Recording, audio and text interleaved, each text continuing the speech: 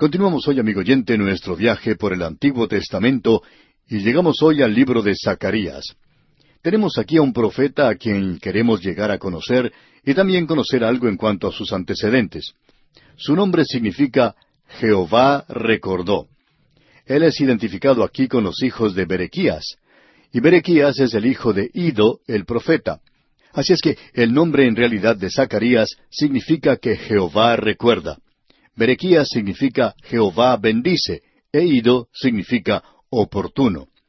Podemos apreciar que este racimo de nombres que tenemos aquí es bastante interesante, ya que en realidad Dios recuerda o se acuerda de bendecir en el momento oportuno. Y eso es algo que nosotros debemos considerar aquí en este primer versículo.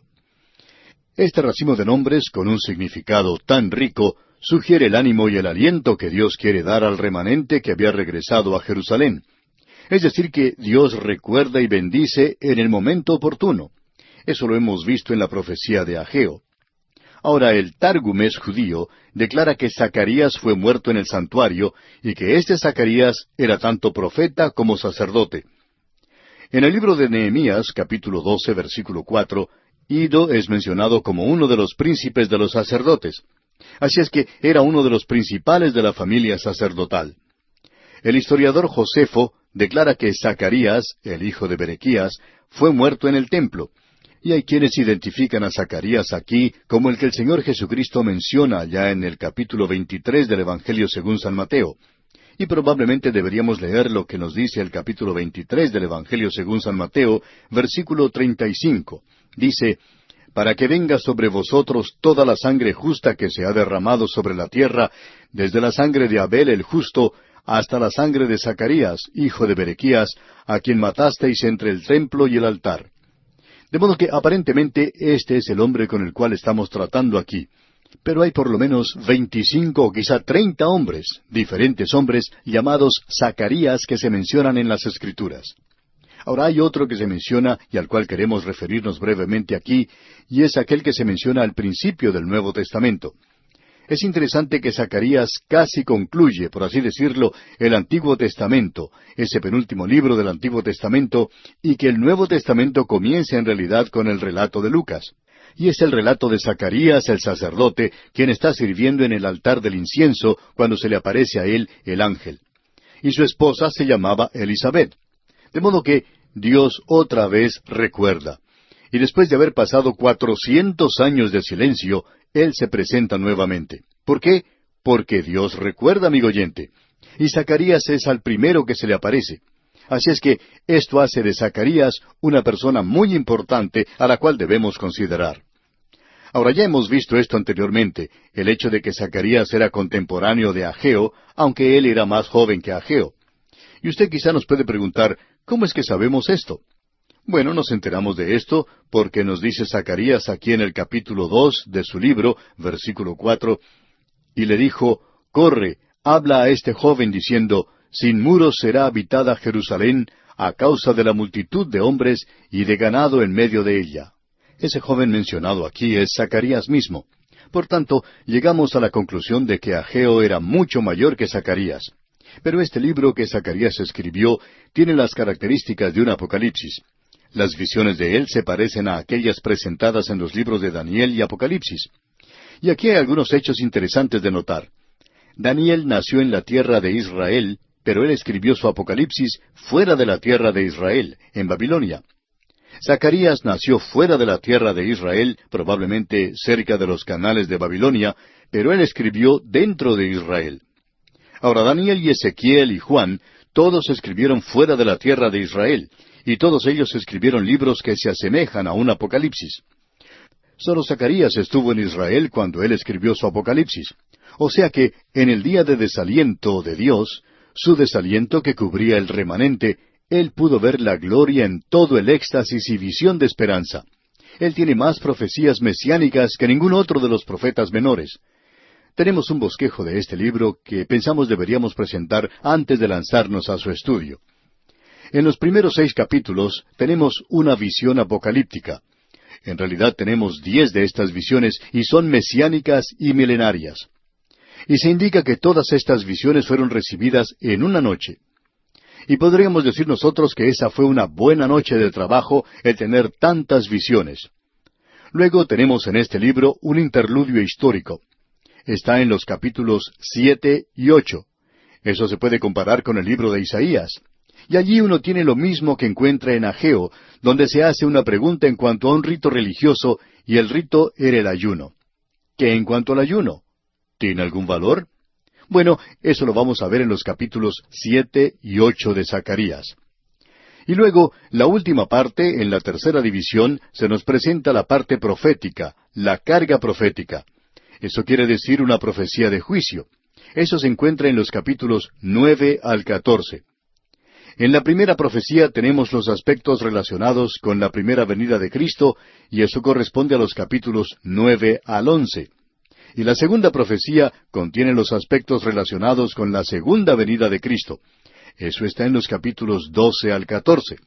Así es que tenemos ante nosotros un libro bastante fuera de lo común. Ahora este libro está en contraste directo con el de Ageo. Zacarías, como dijimos, es un contemporáneo de Ageo. Ellos definitivamente se conocían el uno al otro, profetizaron a la misma gente en ese período de tiempo. Pero sus profecías son completamente diferentes la una de la otra. Literalmente se encuentran siglos aparte, pero son dadas a la misma gente en la misma época. Ahora Ageo se encuentra en los cimientos del templo, midiéndolos. Él sí que tiene sus pies bien asentados sobre la tierra. Pero este hombre Zacarías tiene su cabeza bien en el aire. Y amigo oyente, cuando uno tiene 10 visiones en una sola noche, pues de veras ha hecho una buena tarea. Así es que este libro de Zacarías es completamente visionario, mientras que el de Ageo era completamente práctico. Y aún así, ambos están hablando de parte de Dios a la misma gente en el mismo tiempo y en relación con el mismo problema. Y Él nos hablará hoy del mismo modo en que Ageo nos habló, pero de una forma completamente diferente. Nosotros necesitamos reconocer que estos dos necesitan ir juntos. Hicimos esa sugerencia cuando estudiábamos el libro de Ageo. Necesitamos lo práctico. El hombre pragmático se halla junto a este hombre de visiones porque existe el peligro de que el soñador nunca llegue a ser práctico. Y el hombre práctico también necesita una visión. Así es que cuando uno pone a estos dos juntos, se tiene una buena combinación. Se cuenta la historia de un hombre en África que era ciego, y él conoció a otro que no tenía piernas. Así es que el ciego tomó al que no tenía piernas y lo cargó sobre sus hombros, y el que no tenía piernas era los ojos para aquel hombre que no los tenía. Y así es como se ayudaban mutuamente. Uno miraba mientras el otro andaba o cualquier cosa que hiciera falta, quizá correr en ocasiones. Pues bien, tenemos esa combinación aquí en Ageo y Zacarías. En el versículo 1 del primer capítulo de Zacarías tenemos la introducción. Y queremos notar aquí que en la introducción, en los primeros 6 versículos, tenemos una advertencia. Pero en el versículo 1 de este capítulo 1 de Zacarías se nos dice, «En el 8º mes del año 2 de Darío, vino palabra de Jehová al profeta Zacarías, hijo de Berequías, hijo de Iddo, diciendo». Ahora notemos esta fecha.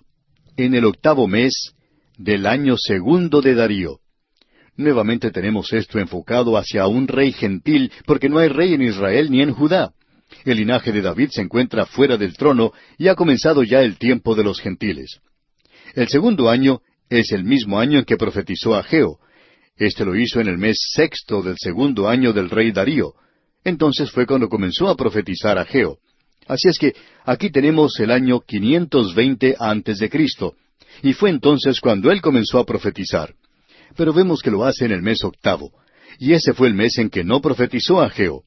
Ageo tenía una profecía en septiembre y en octubre y en diciembre, pero ninguna en noviembre. Y este hombre Zacarías profetiza aquí en el mes 8 del año 2 de Darío. Y este es el mes de noviembre cuando él recibe esta profecía. Eso, por supuesto, nos deja saber que él es contemporáneo de Ageo. Él nuevamente utiliza esta expresión que utilizó Ageo, «Vino palabra de Jehová».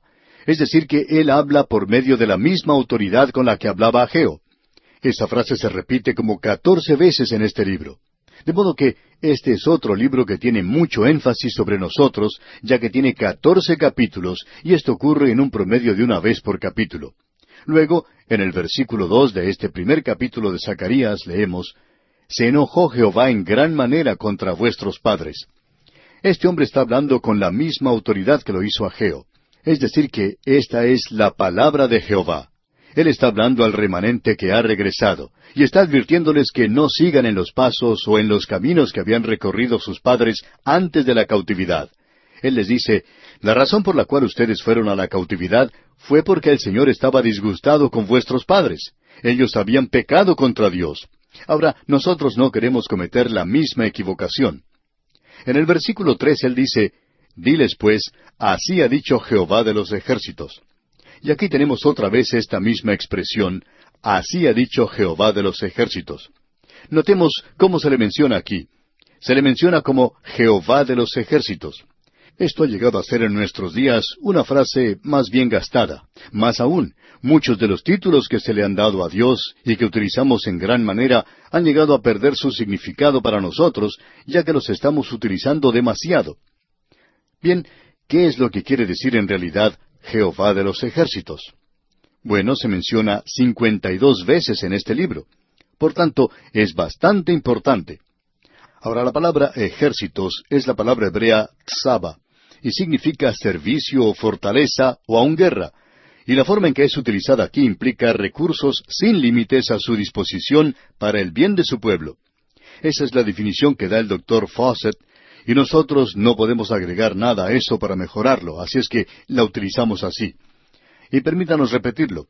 Jehová de los ejércitos significa que esto implica recursos sin límites a su disposición para el bien de su pueblo. Como lo tenemos hoy, según dice el apóstol Pablo, Él es rico en misericordia. Él tiene todo poder. Así es que, ¿qué es lo que necesita usted, amigo oyente? ¿Un poco de misericordia? Bueno, Él la tiene en abundancia. Él es rico en misericordia. Él puede darle misericordia a usted. ¿Y cómo la necesitamos hoy, amigo oyente?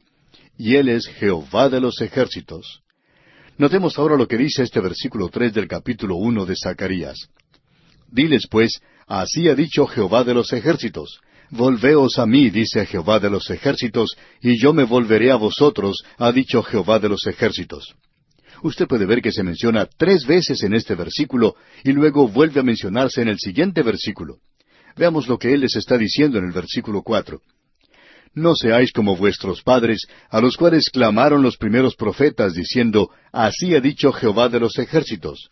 Volveos ahora de vuestros malos caminos y de vuestras malas obras, y no atendieron, ni me escucharon, dice Jehová. Esta es una advertencia para el pueblo. Esto comienza de una forma muy práctica, ¿no le parece? Y es muy práctico. Lo que Él les está diciendo a ellos aquí es esto. Vuestros padres no querían prestarle atención a los profetas que yo les envié. Yo les envié a Oseas, les envié a Joel, envié a Amós. También envié a Isaías y a Jeremías. Envié a todos esos profetas y ellos no les escucharon, no les prestaron atención a ninguno de ellos. Esa es la razón por la cual fueron a la cautividad. Y entonces dice en el versículo 4, no seáis como vuestros padres, a los cuales clamaron los primeros profetas, diciendo, así ha dicho Jehová de los ejércitos. Volveos ahora de vuestros malos caminos y de vuestras malas obras, y no atendieron ni me escucharon, dice Jehová. Luego, en el versículo 5, Él les hace una pregunta y dice, ¿vuestros padres dónde están? ¿Y los profetas han de vivir para siempre? Ya no se está escuchando las voces de los profetas, es decir, estos otros profetas, Jeremías, Isaías, Oseas, Joel y Amós. Ellos ya han pasado, ya han muerto, sus voces están silenciadas. Y de paso, ¿dónde están vuestros padres? Bueno, ellos están sepultados en Babilonia, pero ese no era el lugar apropiado para estar sepultados. Usted sabe que ellos querían ser sepultados en su propia tierra. Eso era muy importante. Aún Jacob, cuando estaba viejo en la tierra de Egipto, él hizo jurar a José que no le sepultaría en Egipto. Él quería ser llevado y sepultado en la tierra de sus padres, y allí es donde está sepultado en el presente, en Hebrón. ¿Y qué es lo que está esperando? Él está esperando el día cuando Dios le va a levantar junto con los demás patriarcas, los israelitas piadosos, para vivir en esa tierra. Esa es la esperanza de ellos, de ser resucitados allí en su tierra. Y por tanto, ellos querían ser sepultados allí. Si usted ha tenido la oportunidad de visitar la ciudad de Jerusalén en Israel, sabe que ante las puertas orientales, sobre el valle de Hebrón y hasta la ladera del Monte de los Olivos, hay muchos israelitas sepultados allí. Esas son tumbas que los árabes han mutilado en gran manera, pero están siendo restauradas por Israel. ¿Por qué están sepultados allí? Bueno, porque allí están ellos esperando ver al Mesías que viene algún día a la tierra. Personalmente opinamos que ellos serán resucitados de entre los muertos cuando Él regrese a la tierra a establecer su reino. En el rapto de la iglesia, el Señor no viene aquí a la tierra. Él viene en el aire y de allí saca a su iglesia de este mundo. Él no viene hasta la tierra en esa ocasión a establecer su reino. Este mundo tiene que pasar a través del período de la gran tribulación.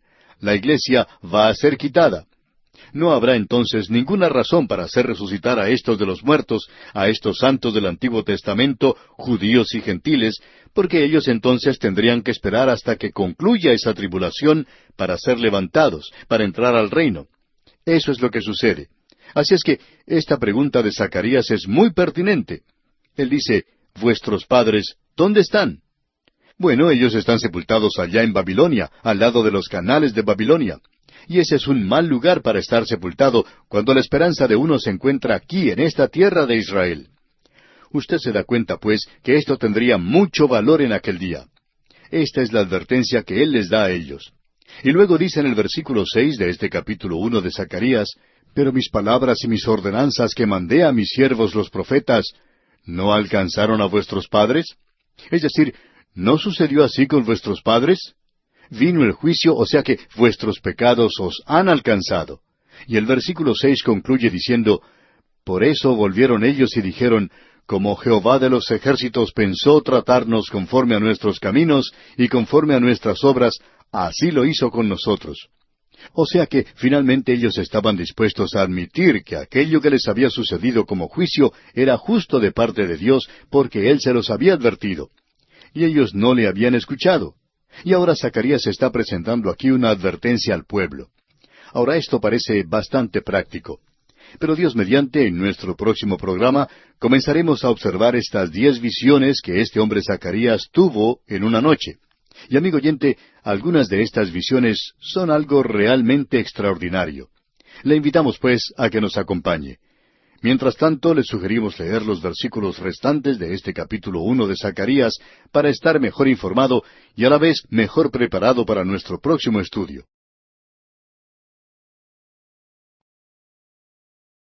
Continuamos hoy, amigo oyente, nuestro recorrido que iniciamos en nuestro programa anterior en este libro de Zacarías.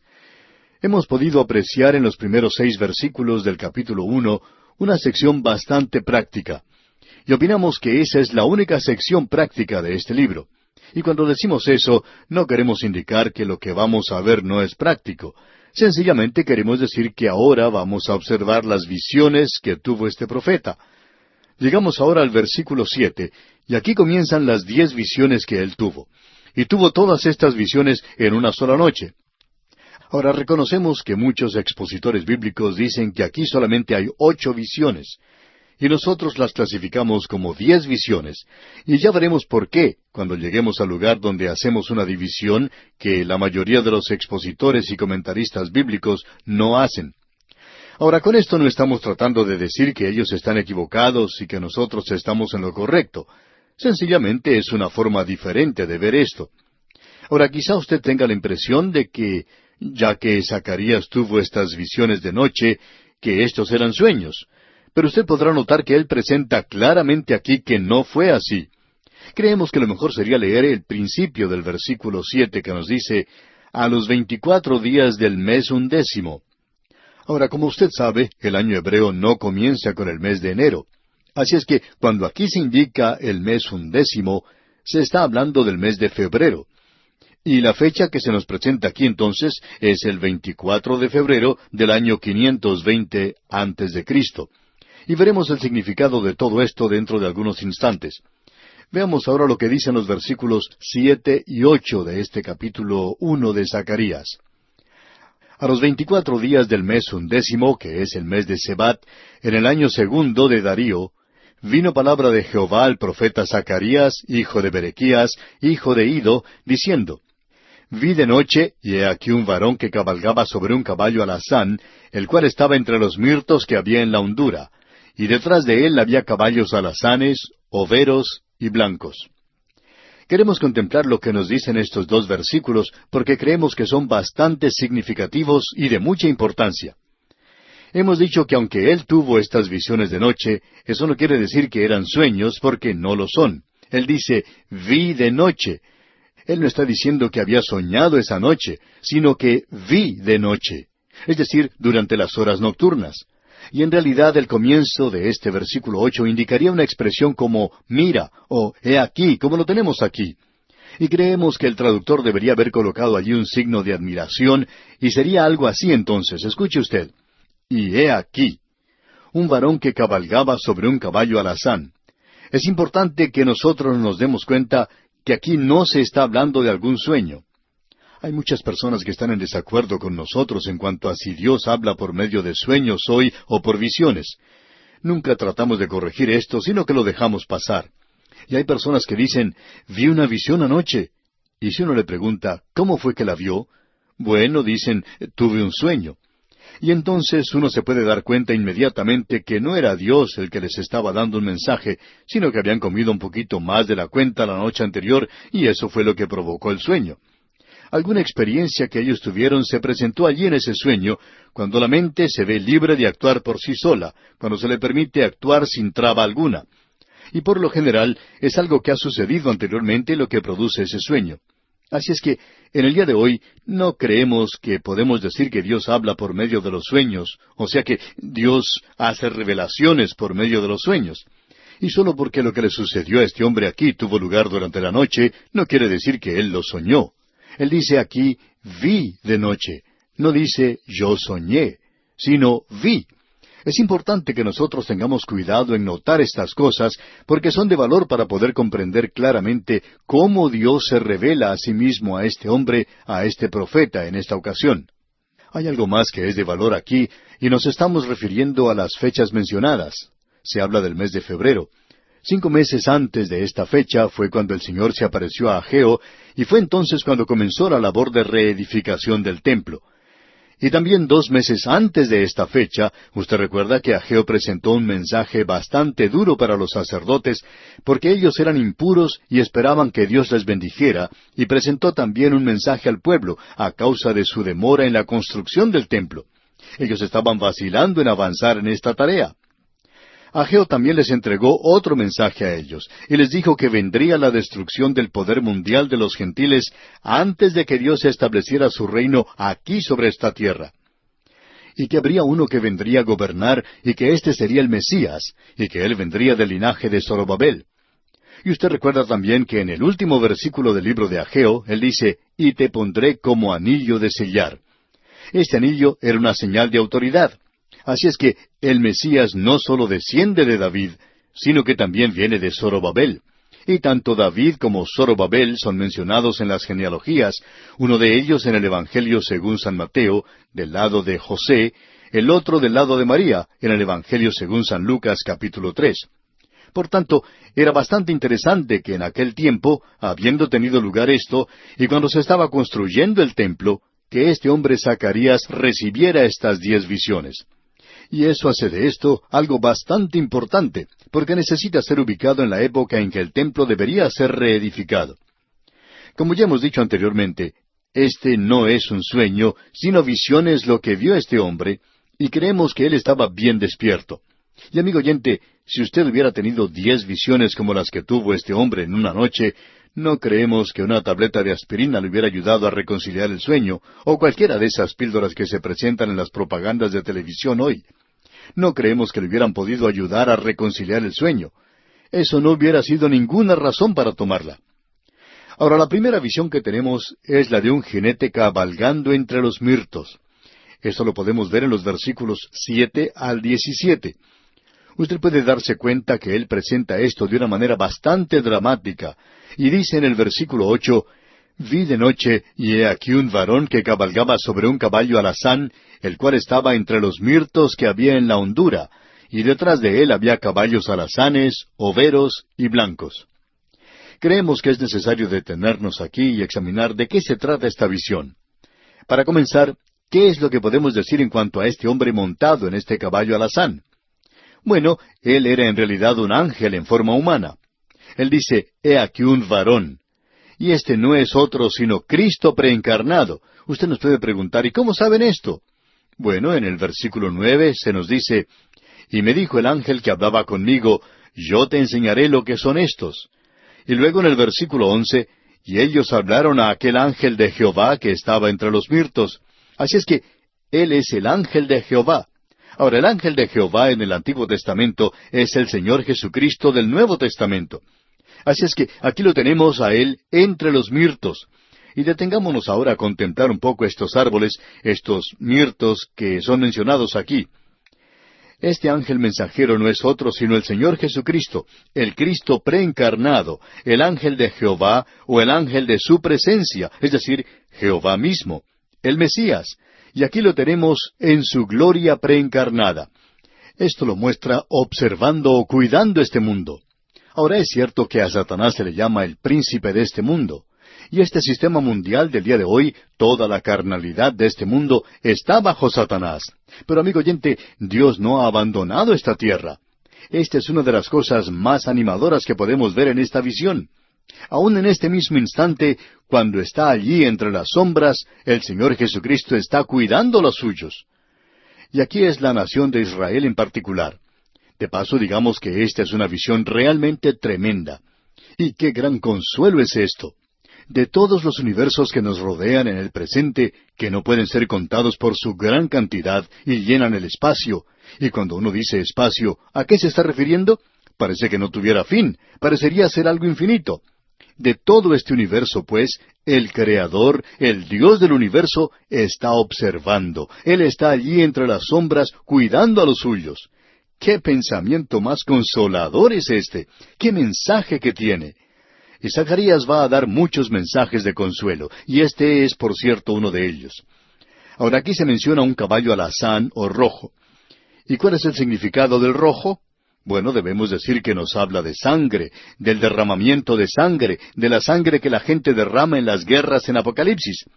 Pero este que él está cabalgando, este caballo alazán, habla de su sangre derramada. Él está cuidando esta tierra porque él murió y derramó su sangre por esta tierra en la cual usted y yo vivimos, amigo oyente.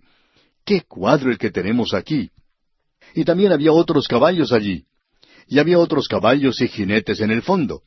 Creemos que se implica que había jinetes, aunque no se dice nada que indique eso. Aquí se nos dice, el cual estaba entre los mirtos que había en la hondura, y detrás de él había caballos alazanes, overos y blancos. No se dice aquí que había jinetes en estos caballos, pero creemos que podemos imaginarnos correctamente que sí había jinetes en esos caballos. Creemos que aquí tenemos un lugar donde Dios no nos ha dado toda la información, y creemos que estos eran seres angelicales y que estaban bajo su mando, y que es la obligación de ellos el cuidar esta tierra. Ahora creemos que estos colores que se mencionan aquí son muy significativos. Nuevamente debemos decir que el caballo alazán o rojo habla de la guerra, y luego tenemos caballos overos. Este es un color amarillo sucio o color durazno. Ahora aquí se habla de caballos alazanes o rojos, overos y blancos. Los caballos rojos o alazanes nos hablan de guerra. Los caballos blancos creemos que aquí nos hablan de victoria. Nos hablan del hecho de que aquel que está montado sobre este caballo está marchando hacia la victoria. Y creemos que existe cierto significado en todo lo que se puede ver aquí. Veamos ahora estos árboles de mirtos que se mencionan aquí. En algunas partes a estos árboles se les llama árboles de laurel. En otros lugares se les conoce como arrayán, y son árboles que crecen en regiones desérticas. Uno encuentra muchos de estos árboles en la tierra de Israel. Aparentemente ese es el lugar natural donde crecen estas plantas. Y debemos decir que en Israel existen miles y miles de estos árboles. A veces se los considera como un emblema de Israel. Es que ciertos árboles y plantas representan a la nación de Israel. El árbol de oliva, por ejemplo, también es natural de esa zona. El mirto y la vid y la parra. Todos estos han tenido bastante significado, aun los cedros. Uno encuentra que otros profetas hablan en cuanto a esto. Por ejemplo, allá en Isaías capítulo 41, versículo 19, Dios dice, «Daré en el desierto cedros, acacias, arrayanes y olivos. Pondré en la soledad cipreses, pinos y bojes juntamente». Y luego Dios dice nuevamente en Isaías capítulo 55, versículo 13, «En lugar de la zarza crecerá ciprés, y en lugar de la ortiga crecerá arrayán, y será a Jehová por nombre, por señal eterna que nunca será raída». Y allí se ha plantado gran cantidad de árboles, y la mayoría de ellos son mirtos, y esto puede tener un verdadero significado. Y uno puede ver que ramas de mirto junto con ramas de palmera se utilizaban en el rito de construir cabañas en la celebración de la fiesta de los tabernáculos. Y debemos decir también que Hadasa es la palabra judía para el nombre Esther, y Hadasa es la palabra también para mirto. Así es que, cuando a una muchacha se le daba el nombre de Esther, y a otra se le llamaba Mirta, en realidad las dos tenían el mismo nombre, y se refiere al árbol de mirto. Ahora, aquí dice que estaba en la hondura. ¿Y qué es lo que quiere decir con eso de que estaba en la hondura? Bueno, indica que estaba en un valle, posiblemente en un lugar donde el árbol de mirto podía obtener agua. Y allí había como un bosque. Ahora aquí tenemos a este jinete sobre el caballo alazán, y detrás de él, aparentemente otros jinetes en esos otros caballos, y los overos, los caballos overos, aparentemente estaban a la sombra de estos mirtos, y quizá los alumbraban algunos rayos del sol. Pero estos otros, el alazán y el blanco, se destacan claramente aquí.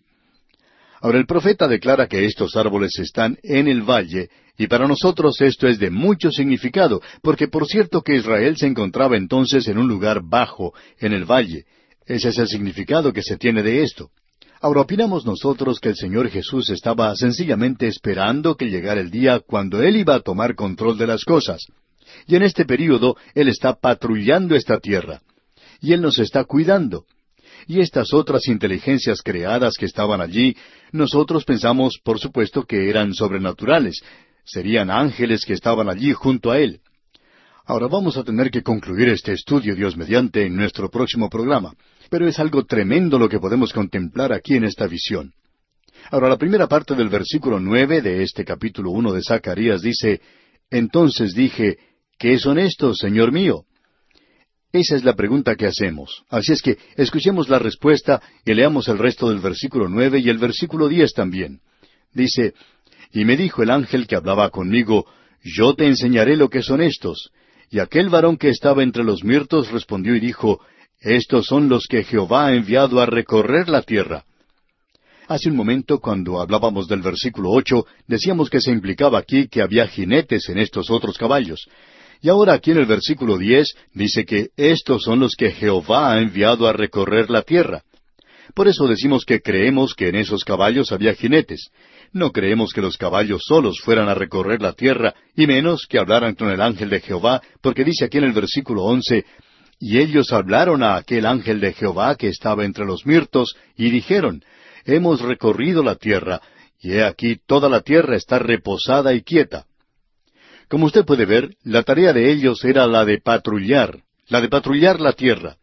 Ahora ellos dicen, hemos recorrido la tierra, y he aquí toda la tierra está reposada y quieta. Y esto parece algo bueno, porque esta tierra, en los 5,000 años de historia que ha registrado, ha tenido solamente 200 años, o quizá un poquito más, de paz. El hombre es una criatura feroz, al cual le gusta mucho la guerra, siempre está peleando, siempre hay guerra en su corazón. Y las noticias de los periódicos nos hablan todos los días en cuanto a guerras por un lado y por el otro. Pero aquí tenemos un período de paz y parece algo bueno. Pero, ¿es algo bueno en realidad? Bueno, tendremos que esperar hasta nuestro próximo programa para considerar este asunto. Por hoy vamos a detenernos aquí. Mientras tanto, le sugerimos que usted lea el resto de este capítulo 1 de Zacarías y lo estudie cuidadosamente para que esté así mejor preparado para nuestro próximo estudio. Continuamos hoy, amigo oyente, nuestro recorrido por este libro de Zacarías. Y comenzando con el versículo 7 del capítulo 1, vimos ya la primera de las 10 visiones que se nos presenta aquí. Y esta primera visión es la del jinete sobre un caballo alazán que estaba entre árboles de mirto, y aparentemente se encuentra en un lugar donde hay sombra producida por estos árboles. Estaba en un lugar bajo, en la hondura, se nos dice aquí, y los árboles de mirto crecen más alto en un lugar así como este. Ahora, detrás de ese jinete había tres clases diferentes de caballos: caballos alazanes, overos y blancos. Estos caballos overos, evidentemente un color durazno, se encontraban a la sombra de los árboles, de tal manera que el sol podía hacerlos aparecer como con diferentes manchas y podían producir esa impresión. Pero nosotros pensamos que solamente había caballos de dos colores aquí, el alazán y el blanco. El alazán o rojo nos habla de la guerra, el blanco de la victoria y también, por supuesto, de pureza y muchas otras cosas más. Pero estos caballos representan el hecho de que Dios está vigilando y cuidando esta tierra, y ese es un gran consuelo. Y el Cristo preencarnado es el jinete del caballo alazán. Bien, el mensaje que estos otros jinetes trajeron al Señor Jesucristo, estos que habían estado o que habían salido de patrulla por la tierra, era de que había paz en ella. Ahora, sugerimos al final de nuestro programa anterior que de 5,000 años de historia registrada del mundo, solamente ha habido unos 200 años de paz sobre la tierra, es decir, una paz total sobre toda la tierra. Pero este entonces era uno de esos períodos. En nuestro programa anterior nos detuvimos en el versículo 11 del capítulo 1 de Zacarías, que dice: «Y ellos hablaron a aquel ángel de Jehová que estaba entre los mirtos, y dijeron: Hemos recorrido la tierra, y he aquí toda la tierra está reposada y quieta». Ahora usted puede decir que esto es algo maravilloso, que esto es fantástico, que por fin ha llegado la paz a la tierra. Pero, ¿qué clase de paz era esta? Bueno, la clase de paz que no dura por mucho tiempo. ¿Por qué? Bueno, el versículo 12 nos dice: «Respondió el ángel de Jehová y dijo: Oh Jehová de los ejércitos, ¿hasta cuándo no tendrás piedad de Jerusalén y de las ciudades de Judá, con las cuales has estado airado por espacio de 70 años? Ahora eso indica que por 70 años Jerusalén no ha sido otra cosa sino escombros y ruinas y cenizas. Y ahora ellos han regresado después de 70 años de cautividad y están comenzando a reedificar.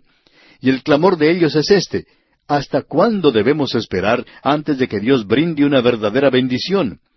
¿Cuánto debemos esperar? Bueno, Dios les indica claramente que Él no está complacido con las naciones que están en paz y que han ignorado la suerte de Jerusalén. Usted puede apreciar que Él lo indica de una manera muy clara.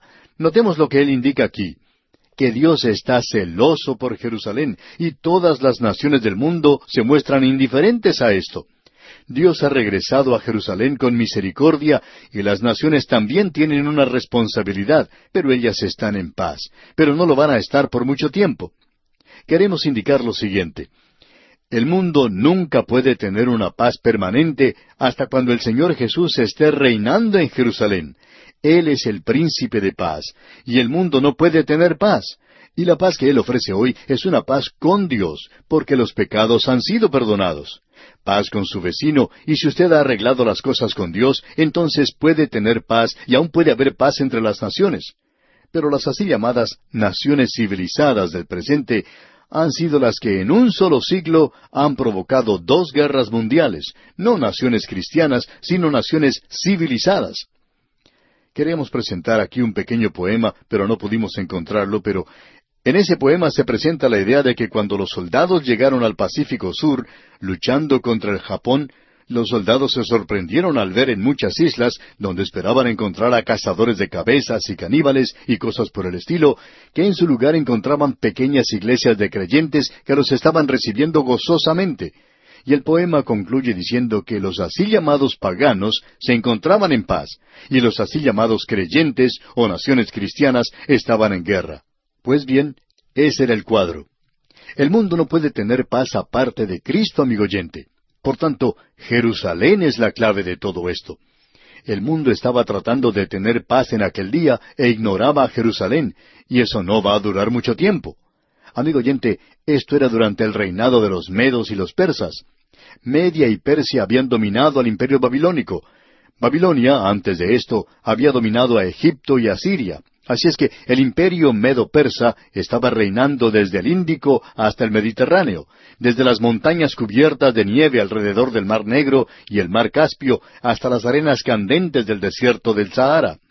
Y ellos habían traído un breve período de paz al mundo, pero no pasaría mucho tiempo hasta cuando desde el occidente saliera un hombre como Alejandro Magno. Y esto volvió a trastornar las cosas, porque Jerusalén era la clave de todo esto. Notemos ahora lo que nos dice este versículo 13 del capítulo 1 de Zacarías. Y Jehová respondió buenas palabras, palabras consoladoras al ángel que hablaba conmigo. Debemos subrayar aquí dos adjetivos. Eran palabras buenas y palabras consoladoras. Estas son palabras de ayuda. Usted recuerda que Ageo pronunció un juicio, pero no lo hace Zacarías. Él está recibiendo buenas palabras, y está también recibiendo palabras consoladoras. Notemos pues lo que dice el versículo 14 ahora. Y me dijo el ángel que hablaba conmigo, clama diciendo, así ha dicho Jehová de los ejércitos, celé con gran celo a Jerusalén y a Sión. Ya hemos tratado con anterioridad esta palabra celo, y Dios no es celoso como lo somos nosotros en el presente. No es la clase de celo humano que puede llevar a una contienda, que puede ser una demostración de mal genio. Dios está diciendo aquí, celé con gran celo a Jerusalén y a Sión. Es decir, que Dios está diciendo que Él está celoso con gran celo, o sea, celoso en extremo. Amigo oyente, el celo es una pasión fiera y ardorosa. Y los hombres se sienten celosos de aquello que es suyo, aquello que es muy querido para ellos, y cuando eso cae en las manos de otra persona y existe el peligro de que se lo quiten, el hombre entonces comienza a actuar. En ese sentido podríamos decir que Dios es celoso del mismo modo. Esta es su ciudad, Jerusalén es su ciudad, estos eran su propio pueblo. Y Él se ha dado cuenta completamente aquí de esta opresión mundial contra Israel. Él se siente celoso por su pueblo. Y amigo oyente, creemos que Dios a su tiempo va a actuar en beneficio de ellos. Y el mundo de entonces y el mundo de hoy está listo para ignorarlos. Sigamos con nuestra lectura ahora. En el versículo 15 de este capítulo 1 de Zacarías leemos, y estoy muy airado contra las naciones que están reposadas, porque cuando yo estaba enojado un poco, ellos agravaron el mal. Es decir, que estas naciones no estaban haciendo nada por esta ciudad, y Dios quería que fuera bien conocido que esta era su ciudad.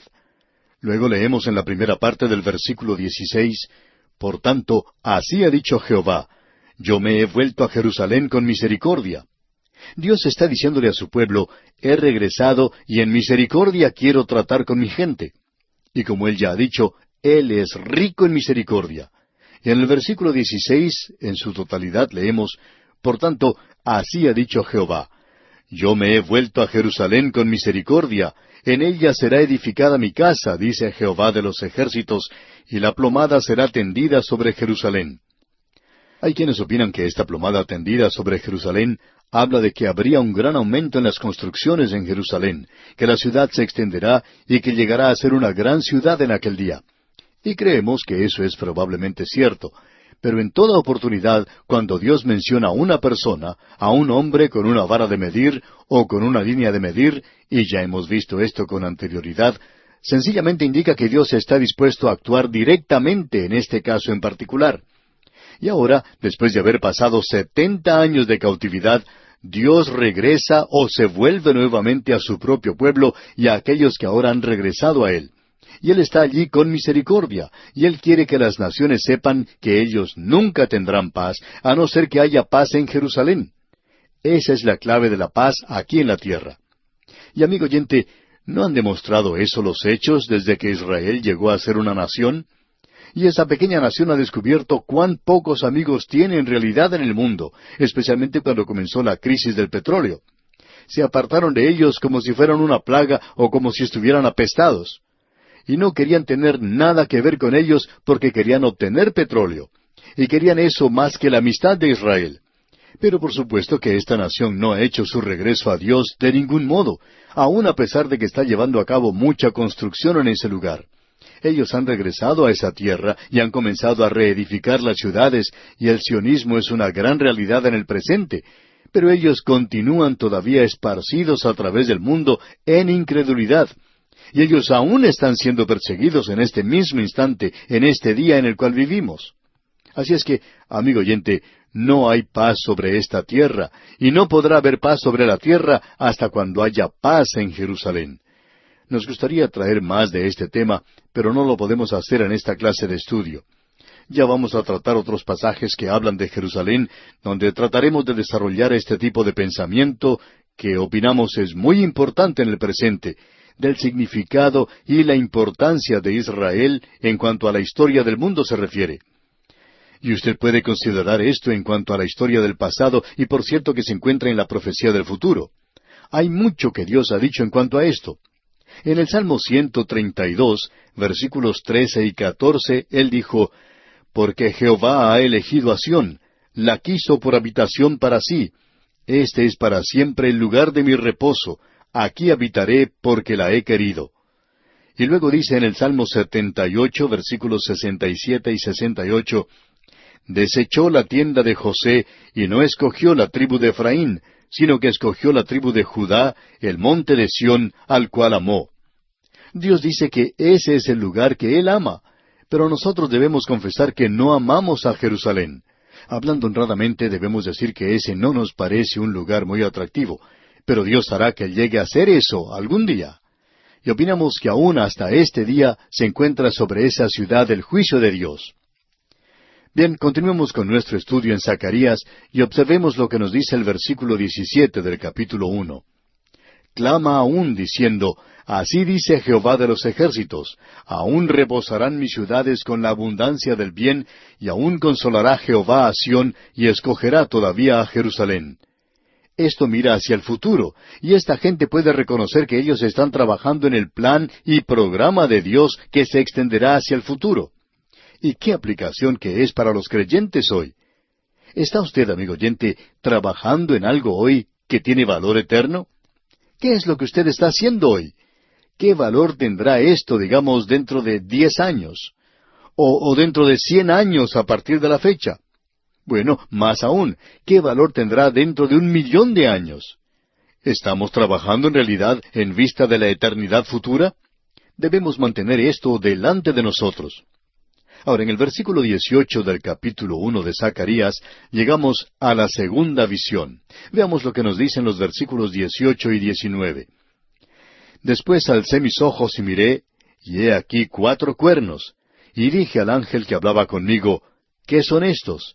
Y me respondió, estos son los cuernos que dispersaron a Judá, a Israel y a Jerusalén». Tomamos esto como una visión. Pero los 2 versículos siguientes, que nos hablan de 4 carpinteros de los cuales se habla aquí, la consideramos una visión separada. Generalmente se la une y se la hace solo una visión por otros intérpretes, pero nosotros no vemos eso de esa manera. Zacarías dice aquí que vio 4 cuernos, y estos 4 cuernos son los que esparcieron a Jerusalén, y también esparcieron a Judá e Israel, y los reinos del norte y del sur. Bueno, un cuerno representa a un gobernante gentil, y usted encuentra este pequeño cuerno en el capítulo 7 de Daniel, versículo 24. Y cuando estudie el libro de Apocalipsis podrá ver esto también. Y creemos que deberíamos leer aquí lo que se dice allá en el capítulo 17 de Apocalipsis. En ese capítulo, en el versículo 12 leemos, «Y los 10 cuernos que has visto son 10 reyes que aún no han recibido reino, pero por una hora recibirán autoridad como reyes juntamente con la bestia». Así que esto es para el futuro. Mira hacia el futuro. Pero los cuernos representan a un poder mundial gentil, y estos 4 cuernos representan a 4 poderes mundiales gentiles. ¿Y quiénes son ellos? Hay 4 que han esparcido a Israel. Son Babilonia, los medo-persas, Grecia y Roma. Estos 4 han esparcido a este pueblo. Lo interesante de todo esto es que Dios presenta claramente estos 4 cuernos y que Él va a tratar con ellos. Usted puede ver en el versículo 20 que vamos a leer a 4 carpinteros, como se menciona en este texto. En realidad son trabajadores especializados, eso es lo que son. Y veamos lo que nos dicen los versículos 20 y 21 de este primer capítulo de Zacarías. «Me mostró luego Jehová 4 carpinteros, y yo dije, ¿qué vienen estos a hacer?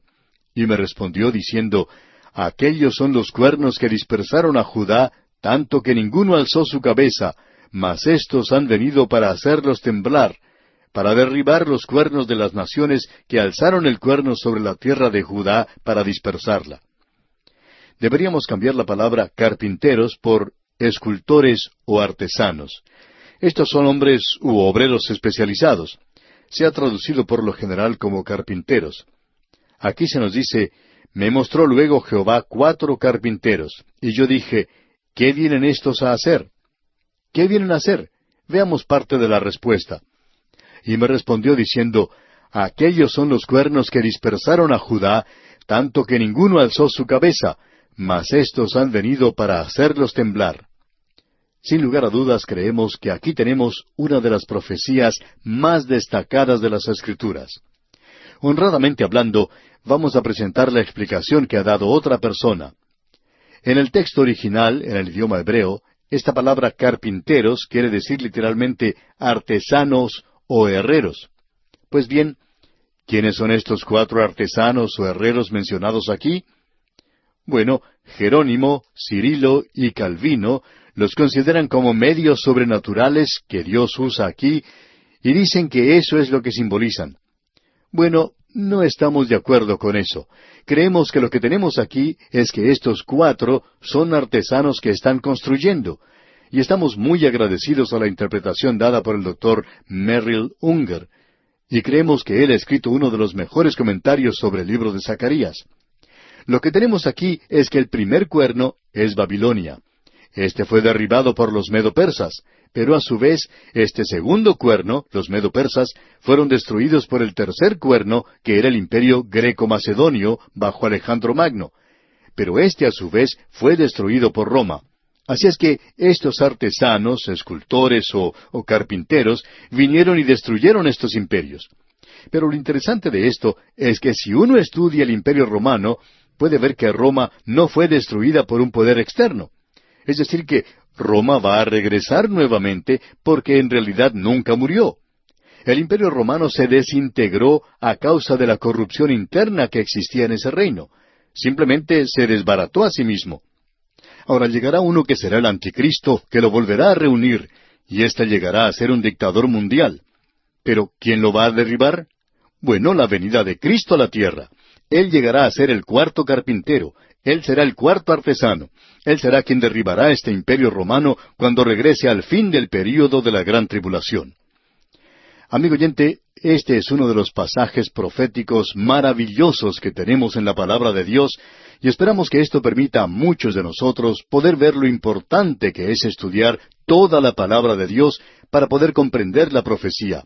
Ninguna profecía de la Escritura es de interpretación privada. No se puede interpretar por sí misma. Tiene que ser ubicada en el tremendo programa de Dios que se extiende hacia la eternidad. Mientras no lleguemos a ver eso así, amigo oyente, no creemos que podamos verlo o comprenderlo en su totalidad. Bien, con esto concluimos por hoy y continuaremos, Dios mediante, en nuestro próximo programa.